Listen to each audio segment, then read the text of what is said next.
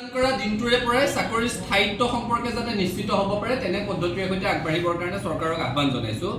একে সময়তে অৱসৰপ্ৰাপ্ত শিক্ষকসকলে পেঞ্চনৰ যি পেঞ্চন লাভ কৰে তাৰ উপৰিও অতিৰিক্তকৈ 1 লাখ টকা তেওঁলোকক পাৰিতোষিক হিচাপে দি নিযুক্তি দিয়াৰ যি সিদ্ধান্ত গ্ৰহণ কৰিছে ছাত্ৰ সন্থাই তাৰ বিৰোধিতা কৰিছোঁ আৰু আজিৰ সভাই এই বিৰোধিতাত সহমত প্ৰকাশ কৰিছে, সকলোৱে সিদ্ধান্ত গ্ৰহণ কৰিছোঁ। আমি তাৰ কাৰণে বিকল্প পৰামৰ্শ আজিৰ সভাই চৰকাৰলৈ আগবঢ়াইছোঁ।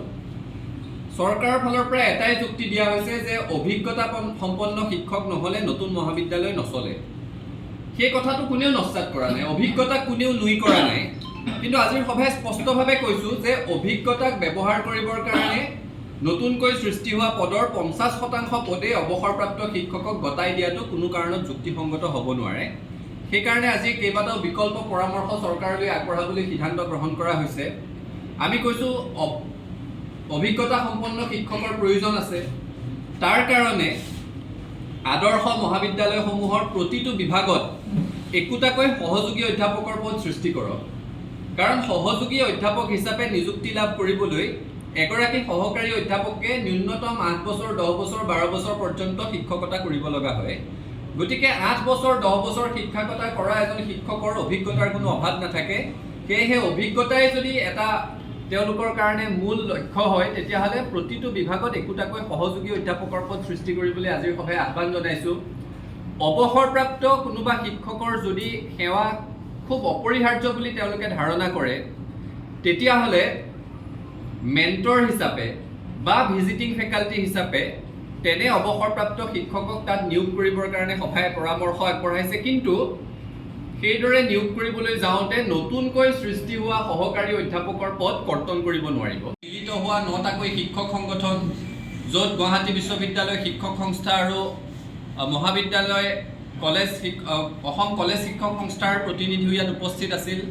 সকলো শিক্ষক সংগঠনে সমস্বৰে ইয়াত আমি সিদ্ধান্ত গ্ৰহণ কৰিছোঁ যে আদৰ্শ মহাবিদ্যালয়সমূহত অৱসৰপ্ৰাপ্ত শিক্ষক নিযুক্তিৰ এই সিদ্ধান্তক আজিৰ সভাই বিৰোধিতা কৰিছোঁ। লগতে প্ৰৱেশন পদ্ধতিত শিক্ষক নিযুক্তিৰ গোটেই প্ৰক্ৰিয়াটোক অপ্ৰয়োজনীয় আখ্যা দিছোঁ। কাৰণ অসমৰ হাজাৰ হাজাৰ মেধাৱী যুৱক যুৱতীয়ে দিবানিশি পৰিশ্ৰম কৰে, PhDৰ দৰে ডিগ্ৰী লাভ কৰে, নেট স্লেটৰ দৰে খুব কঠোৰ পৰীক্ষাত কৃতকাৰ্যতা প্ৰদৰ্শন কৰে আৰু তাৰ পাছত চাকৰি কৰিবলৈ গৈ 3 বছৰ পৰ্যন্ত এক অনিশ্চয়তাৰ তৰোৱাল তেওঁলোকৰ মূৰত ওলমি থাকে। 3 বছৰ পৰ্যন্ত তেওঁলোকে মাহে মাত্ৰ 50,000 টকাৰ বিনিময়ত চাকৰি কৰিব লাগিব আৰু 3 বছৰৰ পিছত তেওঁলোকৰ প্ৰদৰ্শন চাইহে তেওঁলোকৰ চাকৰিটো নিয়মীয়া হ'বনে নহয় সেই কথাটো নিৰ্ধাৰণ কৰা হ'ব। আৰু তাৰ কাৰণে যিসমূহ মাপকাঠি ধাৰণ কৰি দিছিলে 3 বছৰ শিক্ষকতাত নিয়োজিত হৈ থাকি সেইসমূহ বিষয়ত যোগ্যতা আহৰণ কৰাটো প্ৰায় অসম্ভৱৰ দৰে।